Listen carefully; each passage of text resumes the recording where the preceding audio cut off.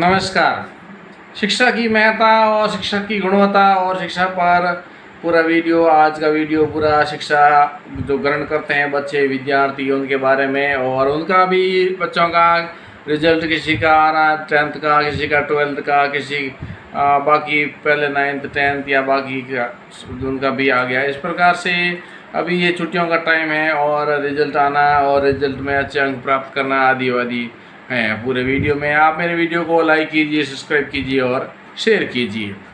हाँ, कि कोई सुना है मद्रास में 100 में से 100 नंबर लाए और कोई 100 में 92, कोई 100 में 85, तो कोई फेल होकर के भी अपने आप को थोड़ा निराश महसूस कर रहे हैं। तो इसका मतलब है मेहनत करना ज़रूरी है, हमको भाग्य के वर्ष नहीं रहना चाहिए। मैं जो मेहनत करेगा वो अपना क्लास पास करेगा। भाग्य और भगवान भरोसे से कोई काम नहीं होता है और न ही ज़िंदगी होती है। ज़िंदगी में कठिनाइयाँ हैं, लेकिन इसे भगवान भरोसे छोड़े नहीं जा सकती। मुसीबत क्यों आई है इसे समझना होगा, फिर संकट से निकलने के लिए हाथ पैर मारना होगा, तब कहीं जाकर परेशानी दूर हो पाएगी। भगवान भरोसे चलकर कोई भी व्यक्ति मुसीबत से नहीं निकल पाता। इसलिए कहते हैं भगवान भरोसे, मतलब जिसका कोई भरोसा नहीं है उसके भविष्य के बारे में कुछ कहा जा सकता है। इस प्रकार कई लोग किस्मत और भगवान भरोसे बैठ जाते हैं, फिर क्या बाद में इन्हें पछताना पड़ता है। और ऐसे लोग असफल होने के बाद खुद को दोषी नहीं मानते, बल्कि अपनी किस्मत को कोसते हुए चुपचाप बैठ जाते हैं। कामचोर लोग कहते हैं कि किस्मत में यही लिखा था और भगवान की यही मर्जी है। ऐसा कहकर अपनी गलती और आलसी को छुपा लेते हैं। ये कभी नहीं कहता कि मैं समय रहते उस समय से निकलने की कोशिश नहीं की, हाथ में हाथ धरे बैठा रहा। आप ही बताइए, अगर आपकी मानसिक या शारीरिक रूप से थोड़ा सा भी अच्छा न लगे तब आप क्या करेंगे? क्या आप ये सोचकर कि जो किस्मत में लिखा है वही होगा या जो भगवान की मर्जी है वही होगा बोल कर कुछ नहीं करेंगे, या तुरंत किसी विशेषज्ञ के पास जाकर दिखाएंगे? कितना भी कट्टर धार्मिक किस्मत में विश्वास करने वाला हो, मुसीबत के समय मंदिर मस्जिद के समस्या हल नहीं खोजे जाते। न भगवान भरोसे घर बैठेगा, वह दौड़कर अस्पताल ही जाएगा और कहेगा बुरे वक्त में किस्मत ने साथ दिया तब बच्चा हूँ, भगवान ने बचा लिया, नहीं तो मर ही जाता। इसको कहते हैं दोगलेपन। इलाज भी अस्पताल से करवाना और नाम भी भगवान का लेना।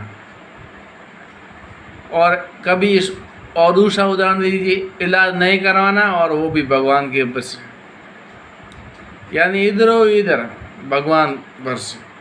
ज्ञान के लिए स्कूल ज़रूरी है और धार्मिक स्थल ज़रूरी नहीं है। आज का समय ऐसा है जिसको जानकर व्यक्ति और बच्चों को अच्छे स्कूल में इसलिए पढ़ने भेजते हैं क्योंकि उनके बच्चे पढ़ लिख कर डॉक्टर, इंजीनियर, वैज्ञानिक वगैरह बने। जब उनको भगवान और भाग्य में भरोसे, उनको स्कूल कॉलेज की ज़रूरत ही क्यों? भाग्यवादी लोग जो कहते हैं भगवान के बिना एक पत्ता भी नहीं हिलता, तो ऐसे लोगों को पढ़ने लिखने क्या काम? उन्हें सोचना चाहिए किस्मत या भगवान ने चाहा तो हमें खुद ज्ञान आ जाएगा।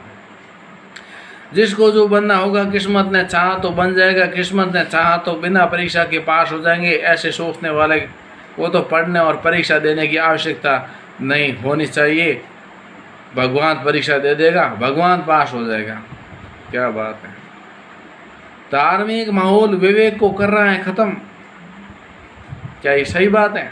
इस मूर्खता का प्रभाव ज़्यादातर गरीब लोगों पर पड़ रहा है और गरीब व्यक्ति आज शिक्षा के कोसों दूर हैं। अगर सरकारी स्कूल के भरोसे शिक्षा के लिए दाखिला भी हो जाता है तो बच्चे को बराबर क्लास लेने वाले टीचर नहीं मिलते हो।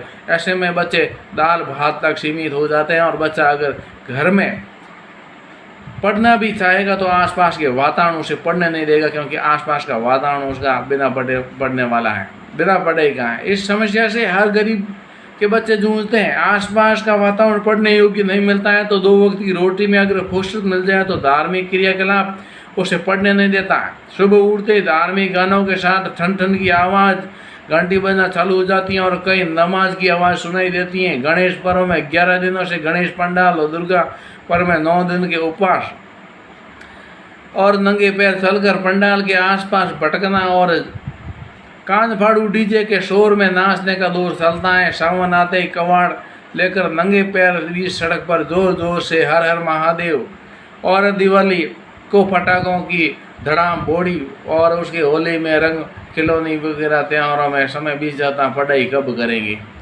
प्रार्थना से नहीं पढ़ाई से होंगे बच्चे पास। इस प्रकार होली आते आते पढ़ने का पूरा समय निकल जाता है और परीक्षा भी खत्म होने की स्थिति में रहती है। फिर परीक्षा के समय ऐसे छात्र दोस्तों से कहता है और फिर तो यार मेरी तो कुछ तैयारी नहीं है, टीचर्स ने ठीक से क्लास नहीं है, पढ़ाया नहीं है, सिलेबस पूरा नहीं किया और समय नहीं होने के कारण पढ़ नहीं पाया।